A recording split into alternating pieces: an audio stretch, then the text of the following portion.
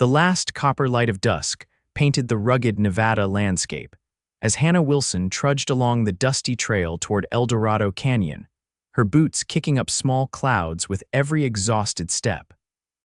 3 days of travel had left her weary, but determination kept her moving forward even as the desert winds whipped strands of chestnut hair across her face. She'd come too far to turn back now. Everything she had left in this world was packed in the single trunk strapped to her tired mule, including the deed to a plot of land that most folks in Carson City had laughed at her for purchasing. Hannah paused to take a sip from her canteen, the tepid water doing little to quench her thirst. That's when she saw it, a dark shape slumped beside the trail ahead. As she drew closer, the shape resolved into a man sprawled unconscious beside a magnificent chestnut stallion that stood sentinel over its fallen rider. "Hello," Hannah called out, approaching cautiously. The man didn't stir. Setting her canteen aside, Hannah knelt beside the stranger. His face was bronzed from the sun, his strong jaw covered in several days' worth of stubble. A black Stetson lay upturned beside him. Blood had dried along a gash on his temple, and his breathing came shallow and uneven. The horse whickered nervously as Hannah gently touched the man's shoulder. "Sir, can you hear me?" The stranger's eyelids fluttered open, revealing eyes the color of a stormy sky. For a moment, confusion clouded his gaze before he attempted to sit up, wincing in pain. "Easy now," Hannah cautioned, placing a firm hand on his chest. "You've taken quite a hit to the head." "Water," the man croaked, his voice like gravel. Hannah retrieved her canteen and helped him take a few sips. When he'd drunk his fill, she dampened her handkerchief and carefully cleaned the wound on his temple. "Name's Vaughn," he managed, grimacing as she worked. "Vaughn Xavier." "Hannah Wilson," she replied, studying his injury. "What happened to you, Mr. Xavier?" Vaughn's expression darkened. "Ambushed. 2 men took my saddlebags." He attempted to rise again. "Don't waste time with me, they're getting away." Hannah firmly pushed him back down. "It's mine to waste, Mr. Xavier, and you're in no condition to go chasing after anyone." His eyes flashed with frustration. "You don't understand. Those papers can wait," she finished for him. "Night's falling and you need proper care." "My destination is just a few miles ahead, Eldorado Canyon. Can you ride if I help you up?" Vaughn's jaw tightened, but after a moment, he gave a reluctant nod. "Thor can carry us both." Getting the injured cowboy onto his horse proved a challenge, but Hannah was stronger than her slender frame suggested. Years of working her father's farm in Missouri had built resilience in her that most men underestimated. With considerable effort, she managed to get Vaughn settled in the saddle before mounting behind him. The mule followed dutifully as they set off toward Eldorado Canyon. "What brings a woman like you out here alone?" Vaughn asked after they'd ridden in silence for a time, his voice steadier now. Hannah hesitated. "I own land near Eldorado, inherited it from my uncle. Dangerous country for a woman alone." "I've managed fine so far," she countered, though the weight of his body leaning against hers was a stark reminder of just how vulnerable anyone could be on these trails. "The men who jumped me," Vaughn said, his words slightly slurred from exhaustion, "they weren't ordinary bandits, knew exactly what they were after." "And what was that?" Before Vaughn could answer, his body went slack in her arms. Alarmed, Hannah urged the horse to quicken its pace, praying they would reach Eldorado before nightfall. The settlement appeared just as the last light faded from the sky, a cluster of buildings nestled at the base of a rocky canyon.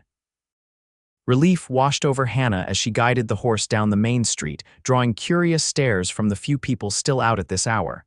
"Miss, you need some help there." A burly man stepped out from what appeared to be a saloon. "This man needs a doctor," Hannah called out. "He's been injured." "Doc Miller's at the end of the street," the man said, hurrying over to help. "What happened to him?" "Ambushed on the trail," Hannah explained as the stranger helped ease Vaughn down from the horse. "I found him unconscious beside his horse." With the help of 2 other men who emerged from the saloon, they carried Vaughn to the doctor's modest cabin. Dr. Miller, a gray-haired man with spectacles perched on his nose, quickly directed them to place the injured cowboy on an examination table.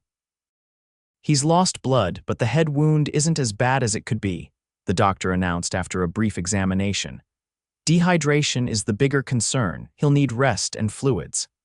I can pay, Hannah offered, reaching for the small purse tied at her waist. The doctor waved away her offer. First, see to yourself, young lady. You look dead on your feet. Sarah's boarding house is 2 doors down. Tell her I sent you. Hannah hesitated, glancing at Vaughn's still form. Will he be all right if I leave? He'll be out till morning at least, Dr. Miller assured her. Nothing to be done but wait. Reluctantly, Hannah gathered her mule and Vaughn's stallion and made her way to the boarding house.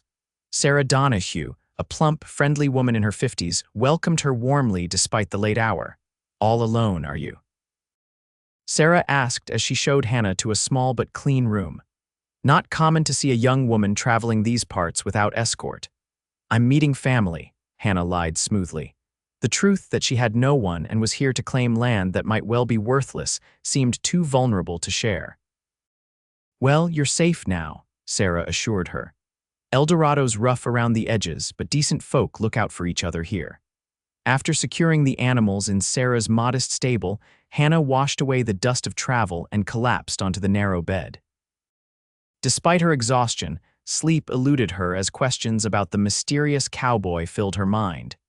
Who had attacked him, and what were they after? What kind of papers could be so important that he'd risk his life to recover them? Morning came too soon.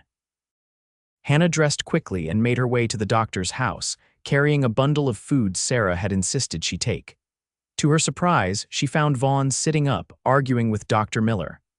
I don't have time to lie around, Vaughn insisted, wincing as he attempted to stand. Those men are getting farther away by the minute. You've got a concussion and you've lost enough blood to make a lesser man faint, the doctor countered firmly. Another day of rest, at least. He's right, Hannah interjected, stepping into the room.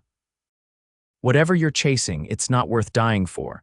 Vaughn's stormy eyes locked onto hers with an intensity that made her breath catch. Some things are, Dr. Miller sighed. I'll leave you two to discuss it. I have other patients to see. He gave Hannah a pointed look. Perhaps you can talk some sense into him. When they were alone, Hannah set the food on a small table beside the examination bed. I brought breakfast. You should eat something before you go rushing off to get yourself killed. A ghost of a smile crossed Vaughn's face. You're mighty concerned for a stranger. I didn't haul you into town just to watch you ride off and collapse again, she retorted, pushing a plate toward him. Eat. To her surprise, he complied, though his movements were measured, revealing the pain he was trying to hide. Hannah studied him openly in the morning light. Beneath the dirt and blood, Vaughn Xavier was undeniably handsome, tall and broad-shouldered, with a rugged face that spoke of years under the harsh western sun. His clothes, though trail-worn, were of good quality, marking him as more than a simple drifter. Why are you really in Eldorado Canyon? Vaughn asked between bites, his keen gaze evaluating her. Hannah considered another lie but found herself unexpectedly answering with the truth. I own land here. My uncle Jacob Wilson left it to me when he died last winter. I've come to claim it and make something of it. Vaughn's eyebrows rose. Jacob Wilson was your uncle? I knew him. A shadow crossed his face. Good man, died too young. You knew my uncle. Hannah leaned forward, surprised. How we had business together, mining interests. Vaughn set down his fork. Where exactly is this land north of town along the river, about 50 acres? Hannah's curiosity deepened. What kind of business did you have with my uncle? Before Vaughn could answer, the door burst open and a tall man with a sheriff's badge entered. Heard we had some excitement last night, he said, his hard eyes taking in the scene. Vaughn Xavier, been a while. Sheriff Davis, Vaughn acknowledged stiffly. Didn't expect to see you again. The tension between the two men was palpable. Hannah glanced from one to the other, sensing a history she didn't understand. Heard you got yourself bushwhacked, the sheriff continued. Care to tell me who did it? Didn't see their faces, Vaughn replied evenly. Nothing for you to concern yourself with. Sheriff Davis's mouth twisted in a humorless smile. When there's trouble in my jurisdiction, it's my concern. His gaze shifted to Hannah. And you are Hannah Wilson, she answered.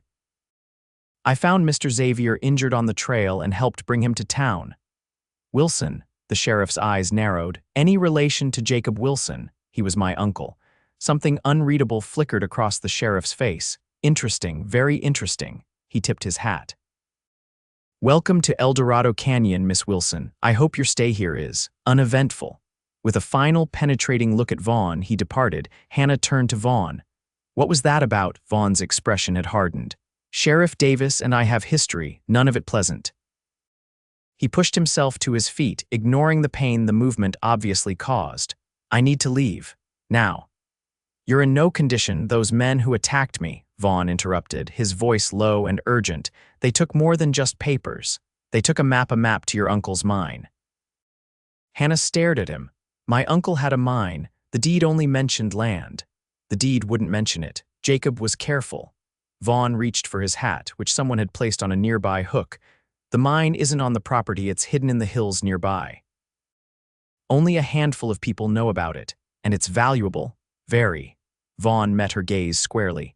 Which is why I need to find those men before they decode the map. Hannah processed this information, trying to make sense of it. Her uncle had never mentioned a mine in his letters. He'd written only of a modest cattle operation that barely kept him afloat. I'm coming with you, she decided suddenly. Vaughn frowned. Out of the question. It's my land, my uncle, and apparently my mine, Hannah countered, standing her ground. Besides, in your condition, you need someone watching your back. It's too dangerous. Life is dangerous, Mr. Xavier. I didn't travel all the way from Missouri to sit back while someone steals what's rightfully mine. Hannah crossed her arms. I'm coming, or I'll tell the sheriff exactly what you're after. Vaughn studied her for a long moment, admiration reluctantly dawning in his eyes. Your uncle was just as stubborn. It runs in the family, Hannah replied with a hint of a smile. When do we leave? At nightfall, Vaughn decided. Less chance of being seen. The men who jumped me are working for someone in town, someone with a lot of influence. The sheriff, Vaughn's expression turned grim. Maybe, or maybe someone who owns the sheriff. As the day wore on, Hannah gathered supplies for their journey while Vaughn rested, building back his strength. She visited her uncle's land briefly, a beautiful stretch along the river with a small, weathered cabin and overgrown pastures. Standing on the porch, looking out over what was now hers, Hannah felt a mixture of pride and trepidation. This land represented her future, her chance at independence. The mine, if it truly existed, could change everything. By sunset, she had returned to town. Vaughn was waiting at the stable behind the boarding house, saddling his horse. He looked markedly better, though still pale beneath his tan. You should be resting another day at least, Hannah remarked as she prepared her mule. No time, Vaughn replied. According to the stable boy, 2 strangers left town this morning, heading northwest into the hills. That's where we need to go. Hannah nodded, checking her provisions one last time. She had purchased a revolver from the general store, a small .32 caliber that fit her hand well. The shopkeeper had raised his eyebrows, but asked no questions when she counted out the money. They slipped out of town as darkness fell, taking a little-used trail that wound into the foothills. Vaughn rode with the easy grace of a man born to the saddle, despite his injuries. Hannah found herself studying the straight line of his back, the confident set of his shoulders. How well did you know my uncle? She asked as they rode side by side through the gathering night. Vaughn was quiet for a moment. We served together in the war, the last year of it anyway. Afterward, we both drifted west, found ourselves in Nevada around 67. Jacob struck silver first, kept it quiet, brought me in as a partner when he needed help with the mining operation. I never knew, Hannah murmured. In his letters, he only ever spoke of raising cattle. That was his cover. The mine was small but rich, too rich to risk word getting out. There are men in these parts who'd kill for a lot less. Men like the ones who attacked you, Vaughn nodded grimly. The mine played out about 3 years ago or so, everyone thought. Jacob shut it down, let people believe he'd lost everything. But 6 months ago, he contacted me, said he'd found a new vein, possibly bigger than the first. But he died before he could exploit it, Hannah concluded, pieces falling into place. Heart failure, they said. Something in Vaughn's tone made Hannah look at him sharply. You don't believe that? Jacob was as healthy as a horse last time I saw him, Vaughn's voice hardened, but I can't prove anything. They rode in silence for a time, each lost in thought. The terrain grew increasingly rugged as they climbed higher into the hills. The moon provided just enough light to follow the trail, though they had to proceed cautiously. "We should rest the horses," Hannah suggested as they reached a small clearing beside a stream. Vaughn nodded reluctantly. 1 hour, no fire. They dismounted, and Hannah watched with concern as Vaughn moved stiffly, one hand pressed to his side. "Let me see," she insisted, approaching him. "It's nothing. You're bleeding again," Hannah observed, noting the dark stains spreading on his shirt.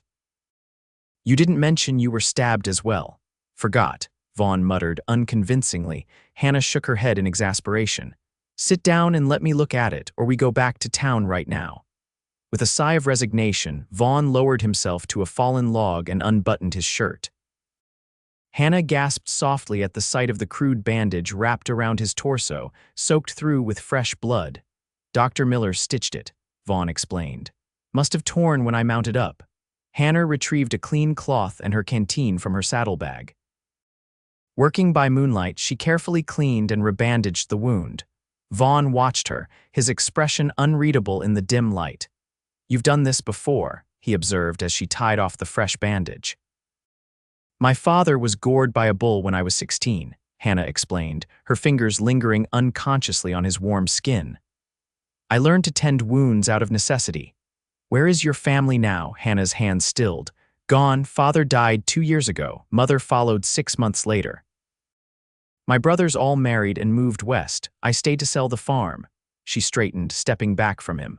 "Uncle Jacob's letter about the land came just when I had nothing left to keep me in Missouri." "I'm sorry," Vaughn said simply. Hannah busied herself repacking her supplies. "What about you? Any family?" "None living." He buttoned his shirt, his movements deliberate. "My parents died in a fire when I was young, no siblings." "So we're both alone in the world," Hannah remarked softly. Vaughn's eyes met hers in the darkness.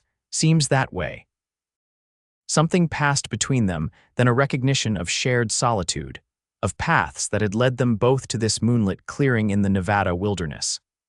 For a moment, Hannah felt the strange sensation that their meeting had been inevitable, ordained by forces beyond their understanding. The moment broke when Vaughn stood, rolling his shoulders to ease the stiffness. "We should move on. Those men have a head start." As they continued their journey through the night, Hannah found herself drawn to the enigmatic cowboy riding beside her. Despite his gruff exterior, there was a fundamental decency about Vaughn Xavier that she instinctively trusted. Whether it was his loyalty to her uncle or the way he'd refrained from patronizing her, Hannah couldn't say, but she felt safer in his company than she had any right to feel with a virtual stranger. Dawn found them high in the hills, overlooking a sprawling valley bisected by a silver ribbon of river.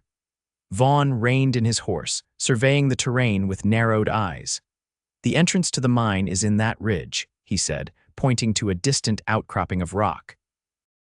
"If they've figured out the map, that's where they'll be heading.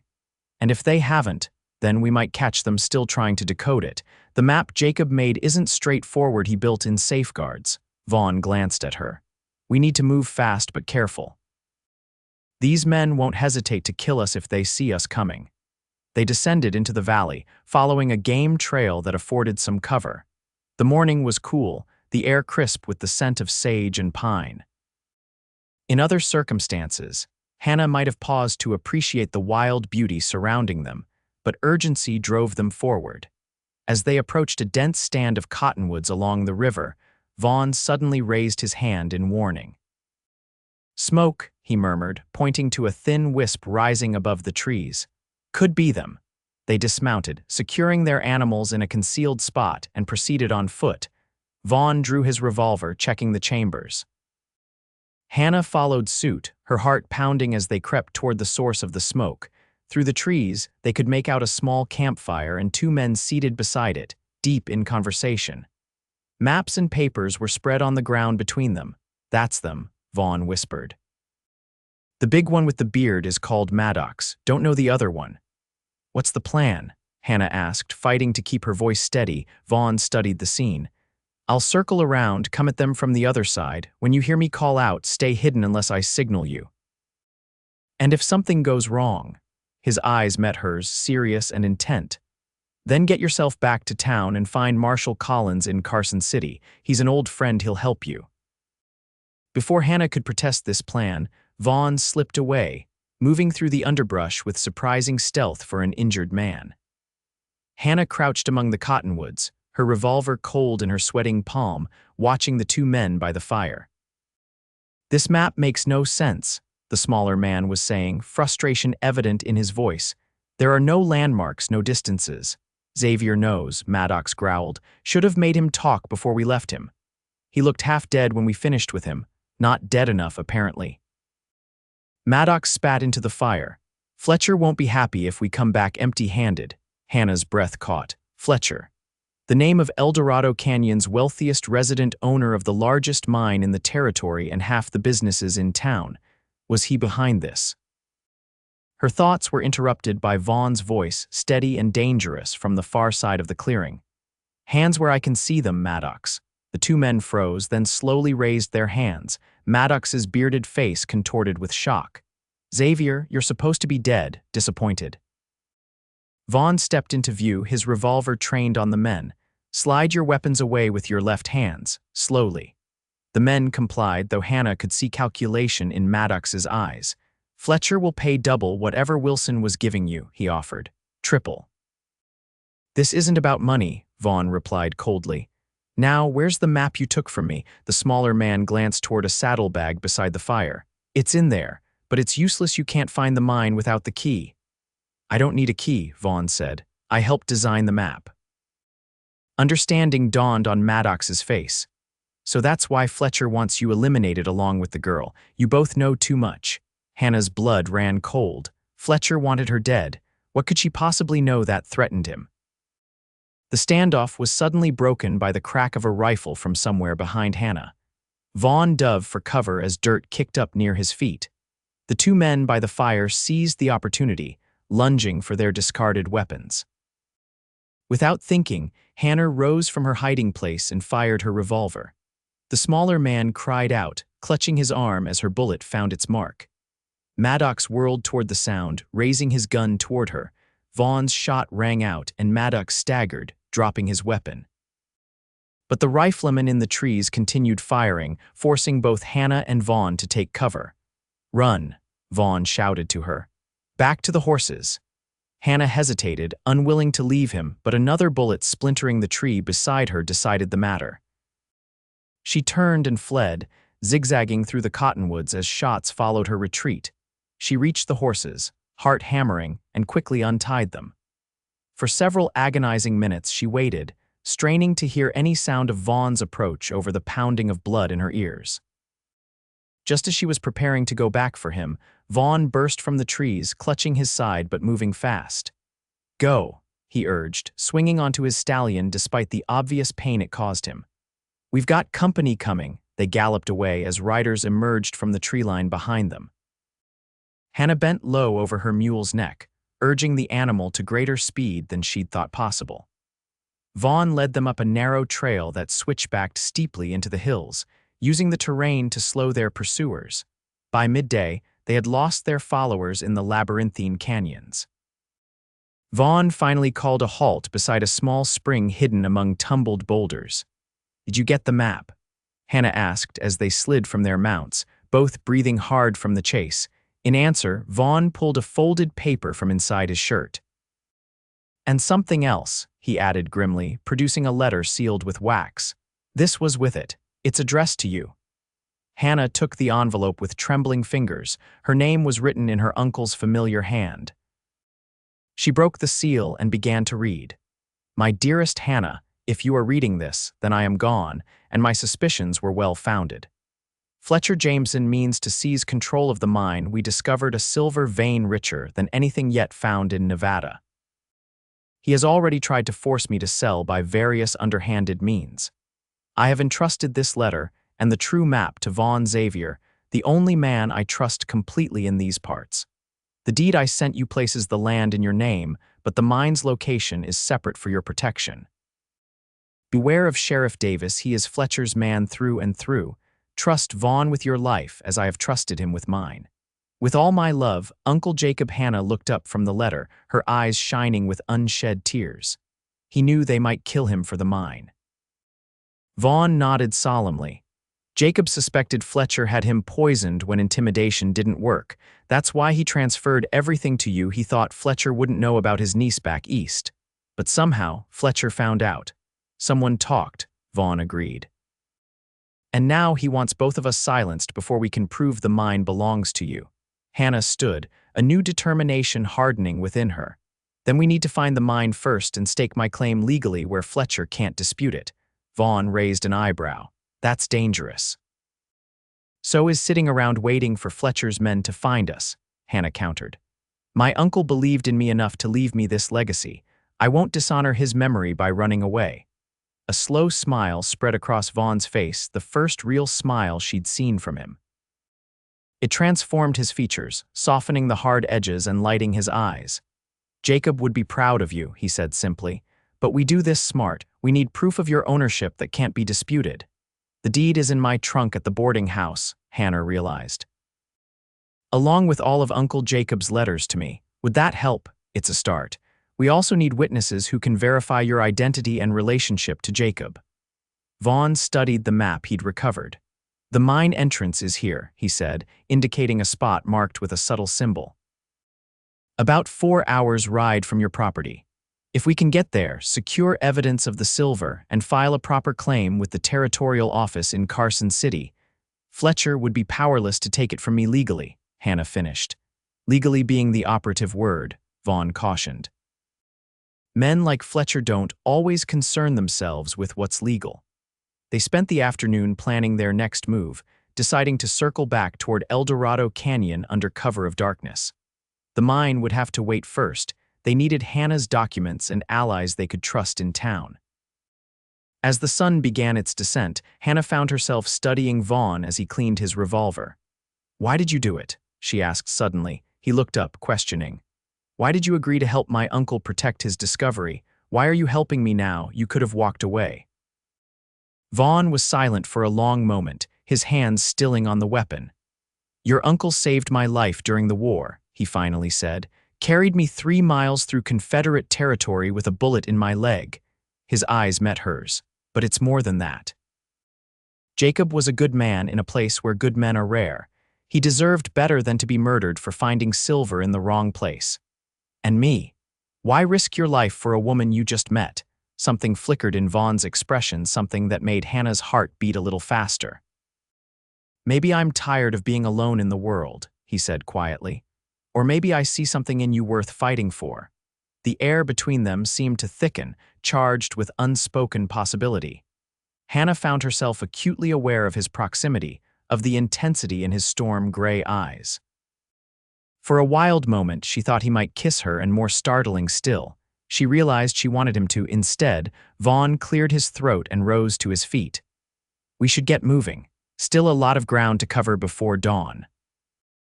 They traveled through the night, taking a circuitous route back toward Eldorado Canyon. The journey was largely silent, each lost in their own thoughts. Hannah found her mind returning again and again to that moment by the spring to the way Vaughn had looked at her, as if seeing something precious and rare. It was foolish, she knew, to harbor such feelings for a man she barely knew, especially in their dangerous circumstances. Yet there was something about Vaughn Xavier that called to her, perhaps his quiet strength, his unwavering loyalty to her uncle, or the loneliness she sensed beneath his guarded exterior that matched her own. They reached the outskirts of town just before dawn. Vaughn led them to an abandoned line shack half a mile from the main street. Wait here, he instructed. I'll go into town and scout the situation. If Fletcher's looking for us, we need to know before we show ourselves. Be careful, Hannah urged, suddenly reluctant to see him go. Fletcher must know by now that his men failed. Vaughn checked his weapons one last time. I'll be back by noon if I'm not. He hesitated. If I'm not, take the map and head for Carson City. Find Marshal Collins. Hannah nodded solemnly, though her heart rebelled at the thought of leaving him behind. I will. After Vaughn departed, Hannah secured the horses in a small corral behind the shack and explored her temporary refuge. The single room was dusty but intact, with a narrow cot, a rough table, and a small stove. She found enough wood to start a modest fire, boiled water for coffee, and settled in to wait As the morning wore on, Hannah's anxiety grew. She paced the confines of the shack, watching the sun climb higher in the sky. By 11 o'clock, she had convinced herself something had gone wrong. By noon, she was certain of it. Just as she was preparing to saddle the horses and go looking for him, the door swung open. Hannah whirled, revolver in hand, only to find Vaughn standing there with a bundle under his arm. "Everything all right?" she asked, lowering the weapon as relief flooded through her. "For now," he replied, setting down the bundle. "Fletcher's men are searching for us, but they're looking in the hills, not close to town. I managed to get to the boarding house and retrieve your trunk without being seen." Hannah rushed to open the battered container, quickly locating the deed to her uncle's property and the stack of letters tied with string. "It's all here," she confirmed. "There's more," Vaughn said. "I spoke with Reverend Parker at the church. He knew your uncle well, says he can vouch for you as Jacob's niece, and I found 2 miners who worked the first silver strike with Jacob who are willing to testify about Fletcher's threats." Hope blossomed in Hannah's chest. "So we have a chance." "A small one," Vaughn cautioned. "Fletcher's reach is long, and the territorial courts move slow. But if we can secure the mine and file the proper papers in Carson City, we can at least force him to fight in the open rather than from the shadows." Hannah studied the deed carefully. "According to this, the property boundaries extend farther north than I realized, almost to the ridge where you said the mine entrance is located."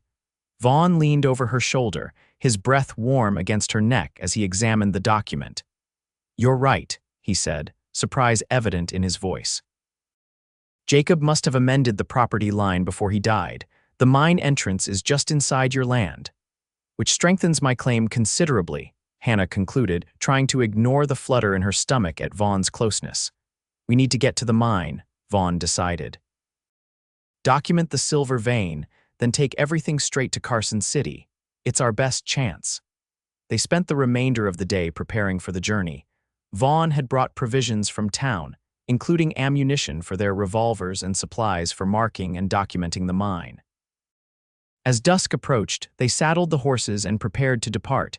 "It's a 6-hour ride to the mine if we push hard," Vaughn said as they mounted up. "We should reach it before midnight." The night was clear and star-filled as they rode north, keeping to less traveled trails. Hannah found a strange exhilaration building within her as they journeyed deeper into the wilderness. For the first time since her parents' deaths, she felt a sense of purpose of fighting for something that truly mattered. "Tell me about yourself," she said as they rode side by side through a moonlit valley. "Who was Vaughn Xavier before the war, before Nevada?" Vaughn was quiet so long that Hannah thought he might not answer. When he finally spoke, his voice was soft with remembrance. "I grew up in Kentucky. My father was a horse breeder, had a small but respectable operation outside Lexington. My mother taught school." A wistful smile crossed his face. "She wanted me to be a doctor or a lawyer, but all I ever wanted was to work with horses like my father." "What happened to them?" Hannah asked gently. "Fire. I was 16, away at a horse auction with a neighbor. Lightning struck the stable during a summer storm. The fire spread to the house." Vaughn's voice remained steady, but Hannah could hear the old pain beneath his control. "I joined the Union Army 2 years later when the war broke out. Had nothing to keep me in Kentucky by then."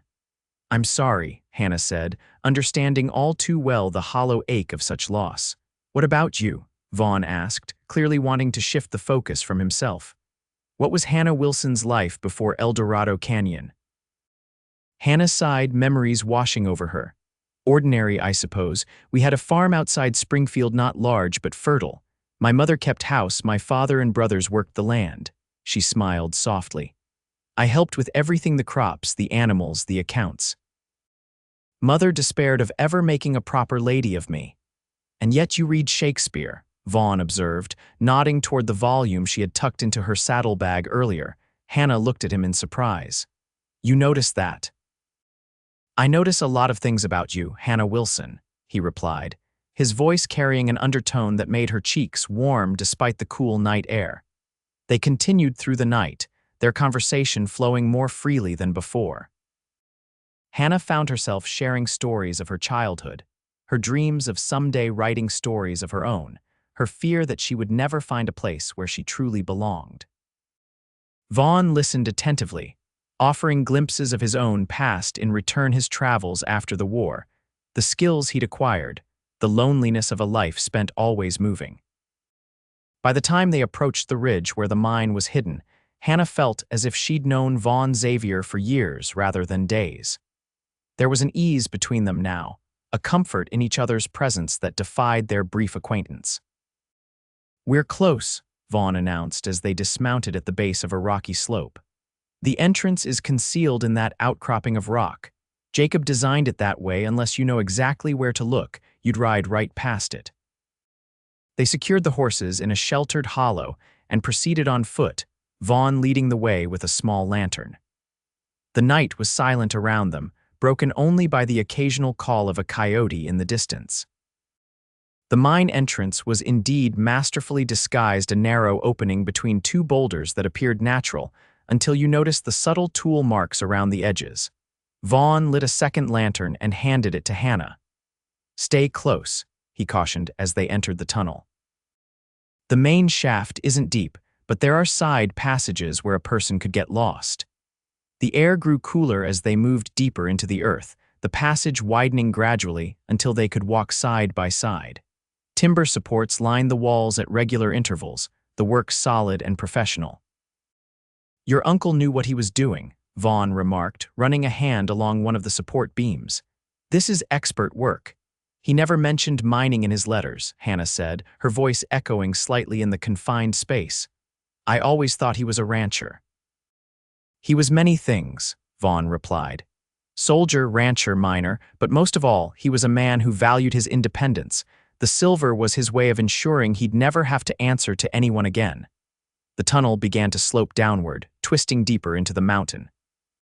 After several minutes, they emerged into a larger chamber where the ceiling rose high above them. Vaughn held his lantern higher, illuminating the walls. Hannah gasped at the sight. Veins of silver ore gleamed in the lamplight, running through the rock like frozen lightning. In places, the veins were as thick as her wrist, rich with promise. "My God," she whispered. "It's magnificent." "Richer than the first strike," Vaughn confirmed, his expression somber. "No wonder Fletcher was willing to kill for it." Hannah moved closer to the shimmering wall, touching the cool stone reverently. "This is why my uncle died. This is why he made sure you would be provided for," Vaughn corrected gently. "Jacob knew the risks. He chose to face them rather than surrender what he'd found." They spent the next hour documenting the find, measuring the extent of the silver veins, collecting samples, making notes of the mine's condition and potential. Vaughn knew enough about mining to estimate the value of what they were seeing, and the figures he quoted made Hannah's head swim. "With proper development, this could yield over $1 million in silver," he concluded. "Maybe more." The magnitude of it all suddenly overwhelmed Hannah. She sank down onto a rock, lantern at her feet. "I never wanted wealth," she said softly. "Just a place of my own, a chance to build something meaningful." Vaughn sat beside her, his shoulder brushing hers. "Now you can have both." "If we survive Fletcher's attempts to stop us," she reminded him. "We will." Vaughn's certainty was compelling. "First light, we ride for Carson City with these samples and documents. By this time tomorrow, your claim will be filed and protected." Hannah turned to look at him, struck by the determination in his face. In the lantern light, his features seemed carved from the same resolute stone as the mountain around them. "And after?" she asked quietly. "What happens after the claim is secured?" Vaughn met her gaze, and in his eyes, Hannah saw the future that had begun to form in her own mind, one where they faced whatever came next together. "That," he said softly, "is entirely up to you." The moment stretched between them, electric with possibility. Hannah found herself leaning toward him almost involuntarily, drawn by a force as inevitable as gravity. Vaughn's hand rose to cup her cheek, his touch unexpectedly gentle for such a weathered man. "Hannah," he murmured, her name like a prayer on his lips. The kiss, when it came, was tentative at first, a question asked and answered in the brush of lips. Then Hannah's hands found their way to Vaughn's shoulders, and the kiss deepened into something urgent and revealing. All the tension, the danger, The connection that had been building between them since that first moment on the trail poured into this single point of contact. When they finally pulled apart, both breathing quickly, Hannah felt as if something fundamental had shifted within her. The world seemed simultaneously more dangerous and more full of promise than it had mere moments before. "We should go," Vaughn said reluctantly, though his hand remained entwined with hers. "It's not safe to linger." They gathered their samples and notes, extinguished one lantern to conserve oil, and made their way back through the tunnels toward the entrance. As they emerged into the night air, Hannah took a deep breath, feeling strangely reborn. The horses were where they had left them, undisturbed in their sheltered hollow. As Vaughn secured their saddlebags, Hannah gazed up at the stars, bright and cold in the vastness above. "I never thought I'd find anything like this in Eldorado Canyon," she said softly. "The mine."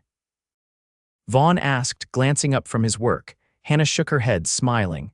"No, not the mine." Understanding dawned in Vaughn's eyes, and he straightened, moving toward her with purpose. This time their kiss was assured, a confirmation rather than a question. Hannah felt herself melting into him, her body fitting against his as if designed for precisely this purpose. A twig snapped in the darkness. They broke apart instantly, Vaughn's hand dropping to his revolver as he pushed Hannah behind him. For several heartbeats, there was only silence then. "Well, ain't this touching?" Sheriff Davis stepped from the shadows, revolver already drawn and pointed at them. Behind him emerged 4 more men, including the bearded Maddox, his arm bandaged where Hannah had shot him. "Lower your weapon, Xavier," the sheriff commanded. "Nice and slow." Vaughn complied, his movements deliberate. "How did you find us? Followed your trail from town," Davis replied with a smirk. "Not as clever as you thought, were you? What happens now?" Hannah demanded, her voice steadier than she felt. "Now," came a new voice from behind them, "we discuss the future of what you've found." A tall, distinguished man in an expensive coat emerged into the clearing. Though Hannah had never met him, she recognized Fletcher Jameson from descriptions she'd heard in town, the Silver Baron of Eldorado Canyon, whose ruthless business practices were legendary throughout Nevada. "Mr. Jameson," Vaughn acknowledged coldly. Fletcher smiled thinly. "Mr. Xavier. And you must be Jacob Wilson's niece. I've heard so much about you." "Whatever you're planning," Hannah said, drawing herself up to her full height, "it won't work. The mine is on my property, legally deeded to me. We have proof." "Proof can be such a troublesome thing," Fletcher replied, inspecting his gloved hands. "Documents get lost, witnesses change their minds, or disappear entirely." Hannah felt a chill at the casual menace in his words. "You won't get away with murder." "My dear girl, I already have," Fletcher said coldly. "Your uncle was inconvenient. You are becoming similarly so." Vaughn tensed beside her. "If you harm her, you'll what?" Fletcher interrupted. "You're outnumbered and outgunned, Xavier, but I'm not unreasonable. I'm prepared to offer you both a solution that leaves you alive and considerably wealthier." "We're listening," Hannah said cautiously, though she had no intention of making any deal with her uncle's murderer. $10,000 for the deed to your property and all rights to the mine," Fletcher proposed. "You both leave Nevada and never return. A fair exchange, I think." "Not even close to fair," Hannah retorted. "The silver in that mine is worth 100 times that amount." Fletcher's face hardened.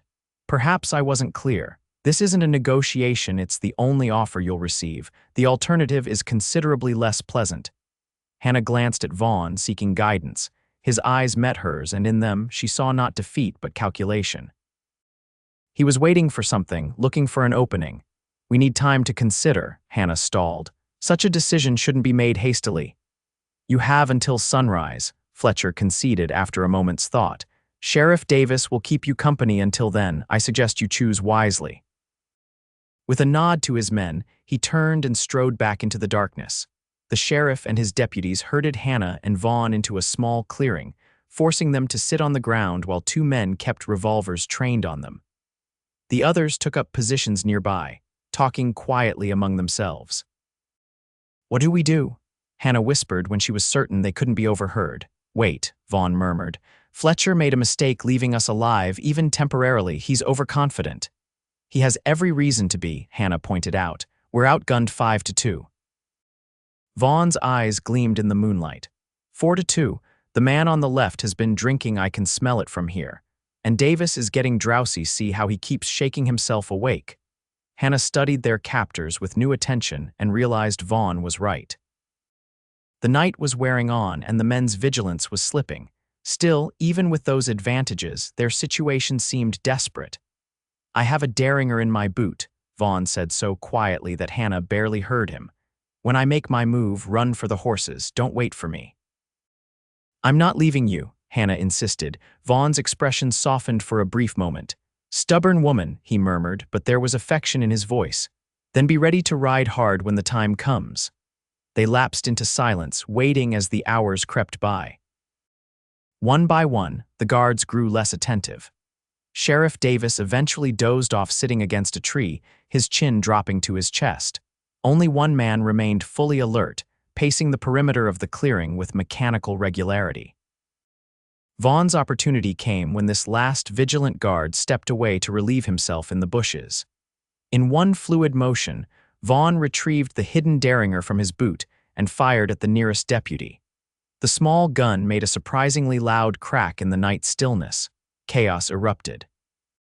The wounded deputy fell back, clutching his shoulder. Sheriff Davis jerked awake, fumbling for his revolver. Vaughn was already moving, tackling the second guard and wrestling for his weapon. Hannah didn't hesitate. She dashed for their horses, untying them quickly as shots rang out behind her. She mounted her mule and grabbed Thor's reins, turning to see Vaughn exchanging gunfire with the sheriff from behind a boulder. Vaughn, she called, urging the animals toward him. He sprinted toward her, ducking as a bullet whizzed past his head. With a final shot to keep their pursuers pinned down, Vaughn vaulted onto Thor's back and they galloped into the night, leaving shouts and curses behind them. They rode hard for several miles, taking a different route than they had arrived by. When they finally slowed to rest the winded animals, Hannah turned to Vaughn, noticing for the first time the dark stain spreading across his sleeve. "You're hit," she gasped, reaching for him. "Just grazed," he assured her, though his face was drawn with pain. "We need to keep moving. Fletcher will have men searching every trail by dawn." "Carson City?" Hannah asked. Vaughn shook his head. "Too far with them on our heels. We need somewhere closer to hole up and tend this wound properly." Hannah thought quickly. "My uncle's cabin." "It's only a couple of hours from here, and they won't expect us to go there. It's too obvious." "Sometimes obvious is the best hiding place," Vaughn agreed with a grimace. "Lead the way." The journey to Jacob Wilson's property seemed endless. Vaughn grew progressively paler as they rode, though he refused to stop. By the time the small cabin came into view in the pre-dawn light, he was swaying in the saddle. Hannah helped him dismount and half carried him into the cabin. The interior was dusty but undisturbed since her brief visit days earlier. She settled Vaughn on the narrow bed and quickly lit a lamp to examine his wound. "It needs cleaning," she said after cutting away his bloodied sleeve. The bullet had carved a deep furrow along his upper arm, bleeding freely. "This will hurt," Vaughn nodded grimly. "Do what you must." Hannah worked efficiently, cleaning the wound with water and whiskey she found in her uncle's cupboard, then binding it tightly with strips torn from a clean sheet. Vaughn bore the pain stoically, his only reaction an occasional sharp intake of breath. "Thank you," he said when she had finished. "You have a steady hand." "And you have remarkable luck," Hannah replied, washing blood from her fingers. "A little to the left and that bullet would have shattered your arm." "I've always been lucky," Vaughn said, attempting a smile that turned into a grimace. "Found you, didn't I?" Hannah felt warmth bloom in her chest despite their dire situation. "Rest now," she urged, helping him lie back on the bed. "I'll keep watch." As Vaughn drifted into exhausted sleep, Hannah secured the cabin, checking that all windows and doors were bolted. She positioned herself by the front window with Vaughn's revolver, watching the approach to the cabin as the sun rose over the eastern hills. Their situation was precarious at best. Fletcher's men would be searching for them, and the mine samples that could have proven their claim were lost in their hasty escape. All they had now were the deed to the property and their knowledge of the mine's location, neither of which would be enough if Fletcher decided to simply eliminate them both. Yet despite the danger, Hannah found a strange peace settling over her. For the first time since leaving Missouri, she felt she was exactly where she was meant to be. Whether defending her uncle's legacy or caring for the wounded man who had risked everything to help her, Hannah Wilson had found her purpose. She gazed at Vaughn's sleeping form, his face relaxed in slumber, vulnerability replacing the watchful guardedness he wore when awake. Something protective and fierce rose within her, a determination that whatever came next, they would face it together. As the morning wore on, Hannah kept vigil, making plans and discarding them as new possibilities occurred to her. By noon, she had settled on a course of action that, while dangerous, offered their best chance of success. When Vaughn finally stirred, Hannah was ready with water and the simple stew she had prepared from her uncle's preserved stores. He accepted both gratefully, looking better after his rest despite the bandaged arm. "How long was I out?" he asked, sitting up carefully. "About 6 hours," Hannah replied. "No sign of Fletcher's men yet, but they'll find us eventually." Vaughn nodded, his expression grim. "We can't stay here, we need to get to Carson City." "I've been thinking about that," Hannah said, sitting beside him on the bed. "Fletcher has too many men searching for us. We'd never make it all the way to Carson City without being spotted." "What's your alternative?" Hannah took a deep breath. "We send for help. There's a mining camp about 10 miles west of here. One of us could reach it by nightfall, send a telegram to Marshal Collins in Carson City." "One of us," Vaughn repeated, studying her face. "You mean you?" "I'm not the one with a bullet wound," Hannah pointed out reasonably, "and Fletcher's men will be looking for a couple traveling together. One woman alone might slip past them." Vaughn's jaw tightened. "It's too dangerous, more dangerous than waiting here to be found," Hannah countered. "This is our best chance, Vaughn, you know it is." He was silent for a long moment, internal struggle evident in his eyes. Finally, he sighed. "You're right, but I don't have to like it." They spent the afternoon preparing. Hannah would take her mule, traveling light and fast. Vaughn provided detailed directions to the mining camp and wrote a message for Marshal Collins explaining the situation. "The Marshal and I served together after the war," Vaughn explained.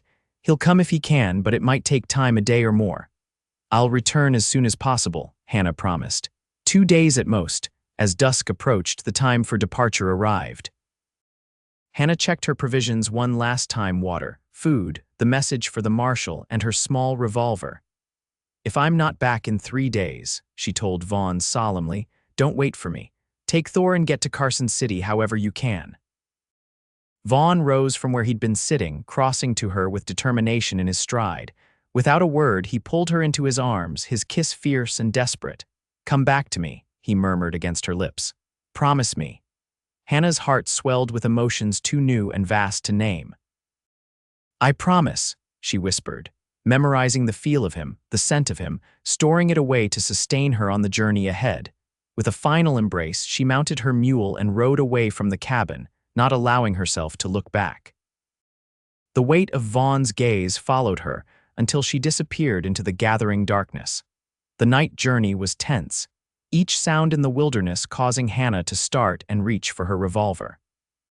She kept to game trails and dry creek beds, avoiding the main routes where Fletcher's men might be patrolling.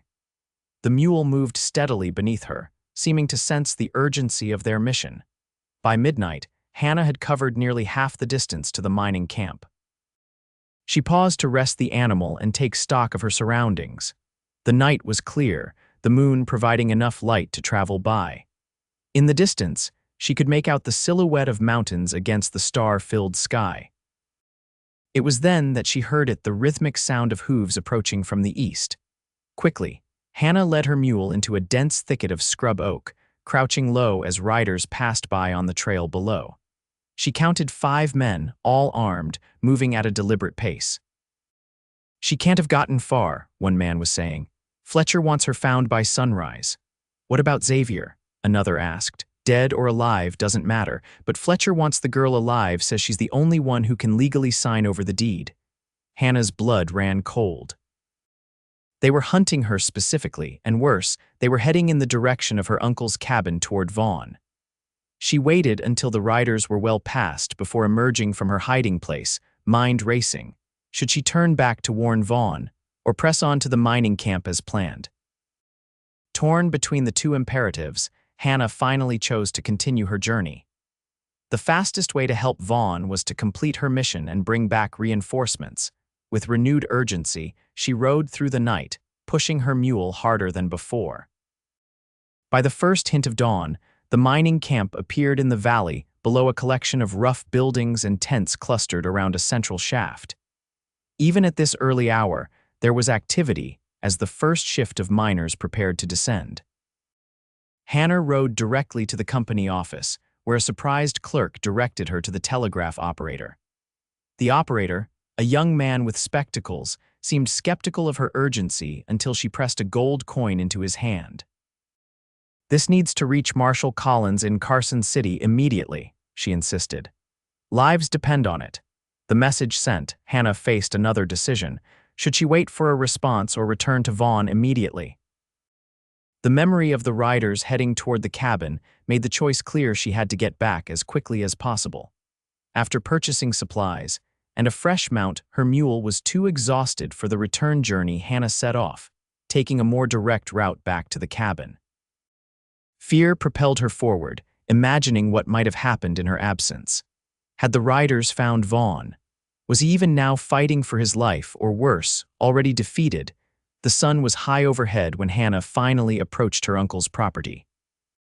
From a ridge overlooking the cabin, she surveyed the scene below.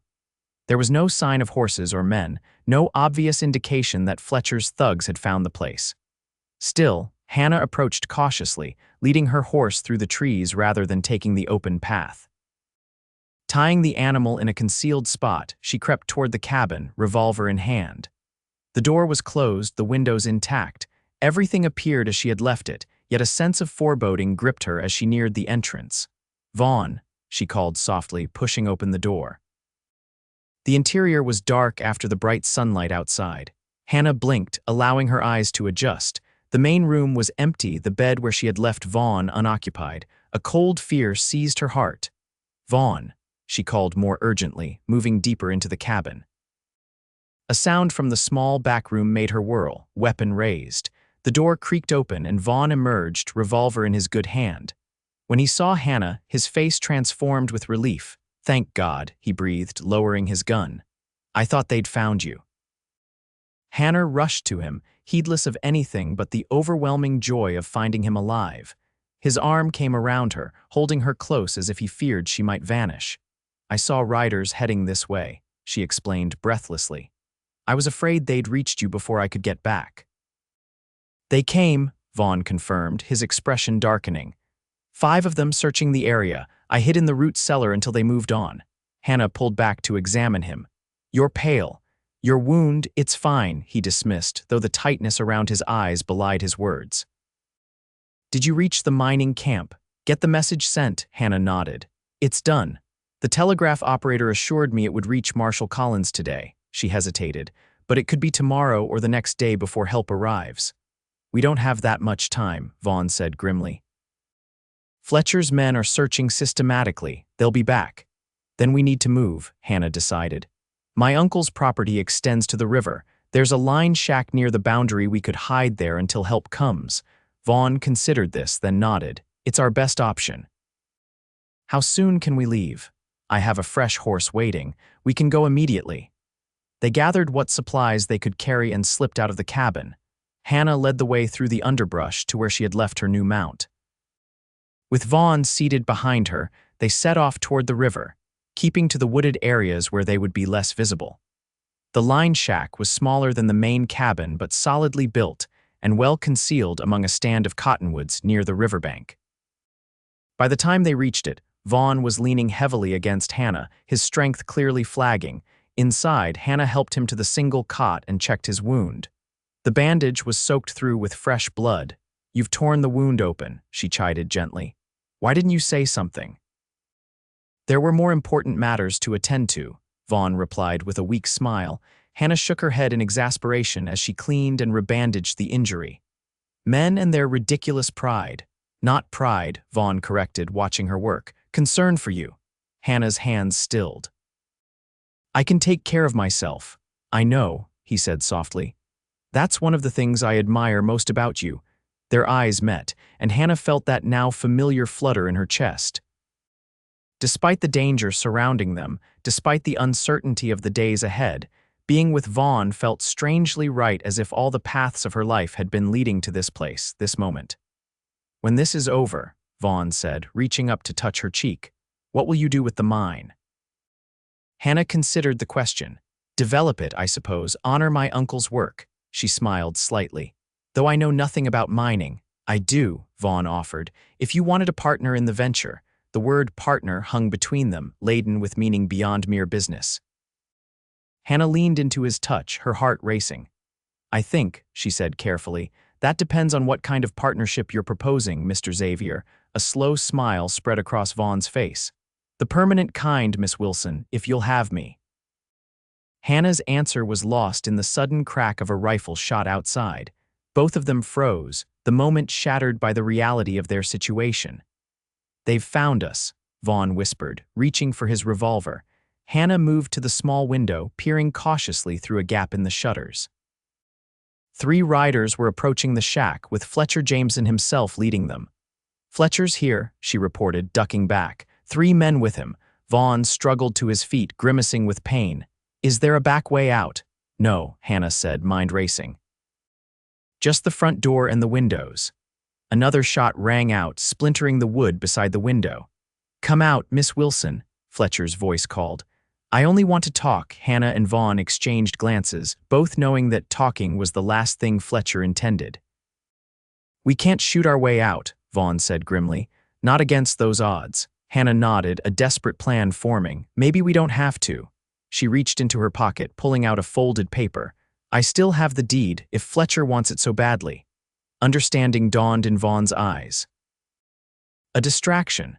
Exactly, I'll go out, keep them talking. You slip out through the back window when their attention is on me. Absolutely not, Vaughn protested. It's too dangerous. Fletcher wants me alive, Hannah reminded him. He needs my signature, remember. You're the one they'll shoot on sight. Another bullet struck the cabin, this one piercing the thin wall. They were running out of time. Hannah, Vaughn began, his expression torn. Trust me, she urged, squeezing his hand. I can handle Fletcher long enough for you to get away and circle around. We just need to buy time until the marshal arrives. Before Vaughn could argue further, Hannah called out, Stop shooting, I'm coming out. Ignoring Vaughn's look of anguished protest, Hannah moved to the door. Stay low and wait for your chance, she whispered to him. And Vaughn, I love you. Not waiting for his response, Hannah pushed open the door and stepped outside, hands raised. Fletcher and his men had their weapons trained on the entrance, expressions wary. Miss Wilson, Fletcher greeted, his voice falsely cordial. I'm pleased you've chosen to be reasonable. I want this over with, Hannah replied, slowly moving away from the cabin toward the mounted men. You're right, we can't run forever. Fletcher's eyes narrowed suspiciously. Where is Xavier? Gone, Hannah lied smoothly. Left during the night to seek help. I don't expect he'll return.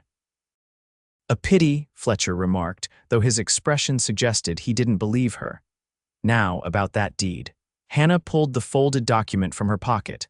I have it here, but before I hand it over, I want your guarantee that I'll be allowed to leave Nevada safely. Of course, Fletcher agreed too readily. $10,000 and safe passage, as I offered before. From the corner of her eye, Hannah saw movement at the side of the cabin, Vaughn slipping out through the window while Fletcher's attention was focused on her. She needed to keep the conversation going. The deed is worthless without the location of the mine, she pointed out.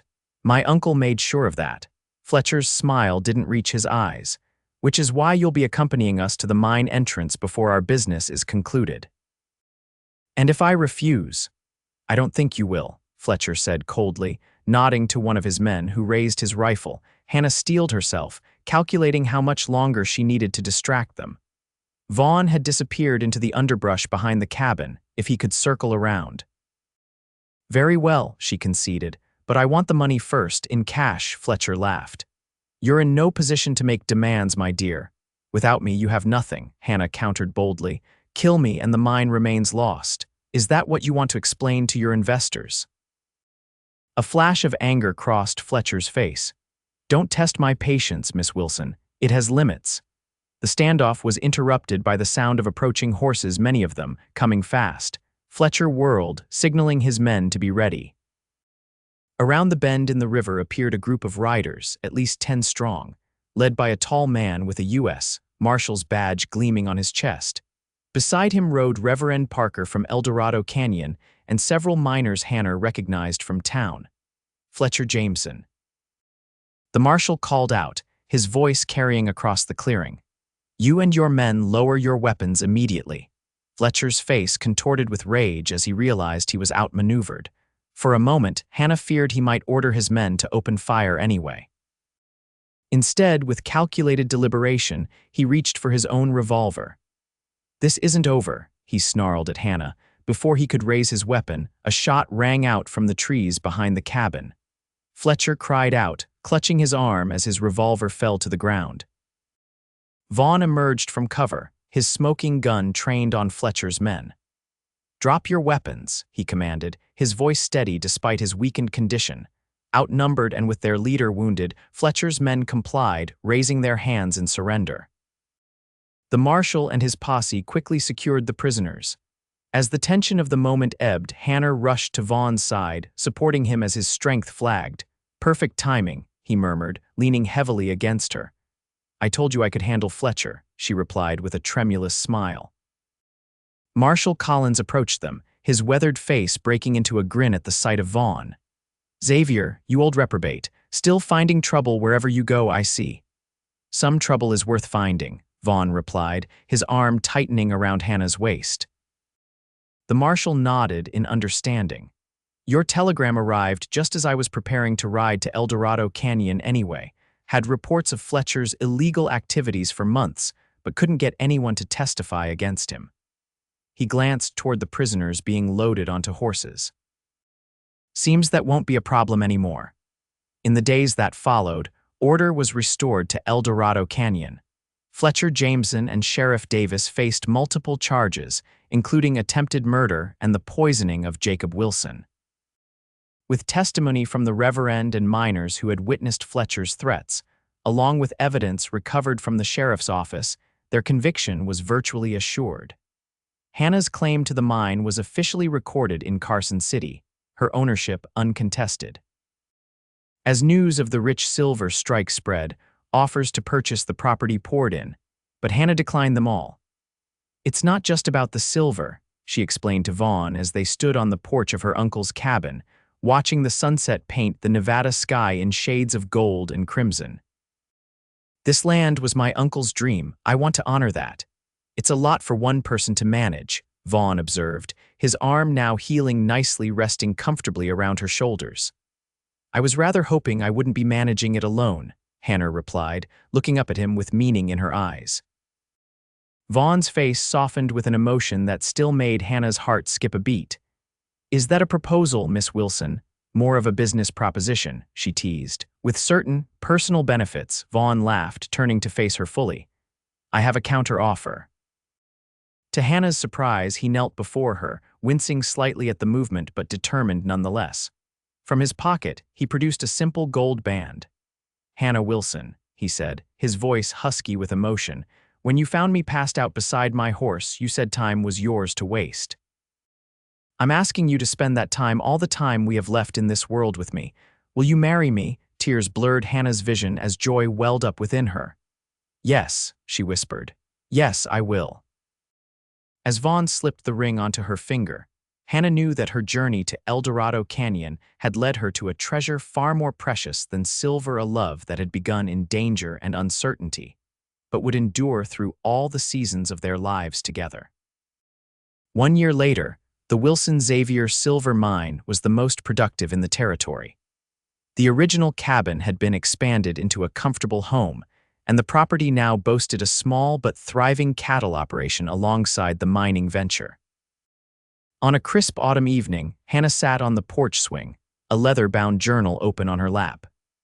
Inside, she had begun recording the story of how she had found a wounded cowboy beside his horse, and in saving him, found her own destiny. The sound of hoofbeats drew her attention.